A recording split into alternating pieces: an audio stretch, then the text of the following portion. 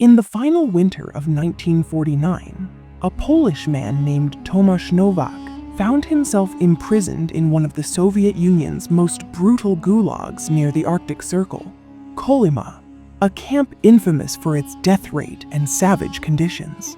He had been arrested for counter-revolutionary activity, which in truth meant helping a Jewish family escape occupied Poland during the war.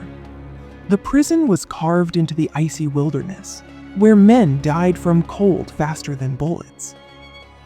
Every morning, Tomasz and the other prisoners marched out in chains to fell trees in sub-zero temperatures. They were given watery soup and a crust of bread. Most men didn't last a year. Tomasz had one advantage. He had survived worse. As a former resistance fighter, he had escaped a Nazi work camp once before. He never forgot the face of his younger brother, murdered by the Gestapo. He carried that memory like armor. One night, during a howling blizzard, the guards grew lazy, distracted by vodka and cold.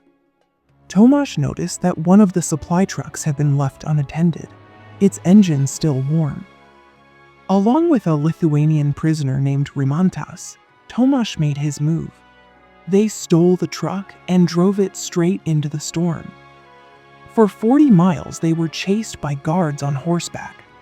When the truck finally sputtered and died in the snow, Tomasz and Rimantas fled on foot. They hid beneath a frozen riverbank, breathing through cracks in the ice as soldiers passed overhead. After 2 days of hiding, Rimantas' frostbitten legs gave out. Knowing he wouldn't survive, Rimantas made Tomasz promise. "If you live, find my daughter in Vilnius. Tell her I didn't die a coward." Tomasz left him with a blanket, a knife, and the last biscuit. He pressed forward, crossing tundras, dodging patrols, and surviving on pine bark and snowmelt. Once, he killed a rabbit with a sharpened icicle. Another time, he was nearly eaten by wolves, but scared them off with fire made from old railway tar. After 11 days of isolation, Tomasz collapsed at the edge of a frozen lake, hallucinating voices. But luck came in the form of an old Evenki reindeer herder, Anya, who found him and nursed him back to health in her tent. She spoke little Russian, but enough to understand his pain. She warned him. The only route south was through the taiga, crawling with patrols and wolves. When Tomasz left, Anya gave him a compass and her father's coat. It had once belonged to a czarist officer, and inside, Tomasz found a faded photo of a man and child. He tucked it into his chest, feeling less alone.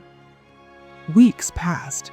He followed the stars, avoided roads, and crossed rivers with nothing but a rope and a prayer.